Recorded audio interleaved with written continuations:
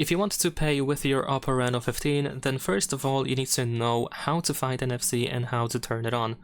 So first we're gonna open settings. Next we're gonna go to device connect, and then in here if you scroll down we can find NFC, which is used in order to pay with your phone. NFC has to be enabled every time you try to make a payment with your phone. NFC can also be found most likely in Control Center or Quick Settings. You should be able to find the NFC button in here as well. If not, then you can use this pen and then the plus in the upper left corner in order to find NFC in here and add it to the list, which in my case is over here. So now that we know how to find NFC, the next step is to set up the Google Pay or Google Wallet. So you can try to find Google Wallet app on your phone.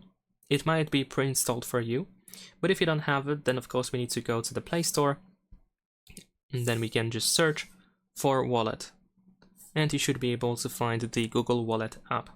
There we go. So we're gonna open it. Now in here we can tap on View Wallet if needed. You can grant the access to notifications, and then we can use this plus button here in the bottom right corner, and we can choose payment card. You should open the rear camera so you can scan the details off of your credit or debit card. If needed, we can also tap enter details manually at the bottom in order to do so. And once you fill everything in, we can tap on save and continue in order to add your payment card to the Google Wallet app. Keep in mind that in some cases, some banks require you to go through like a verification process, so they might want to call you, send you some confirmation text or something like that, to make sure that it is you that you're trying to set up the payment on your phone. And in some cases it will not be really necessary.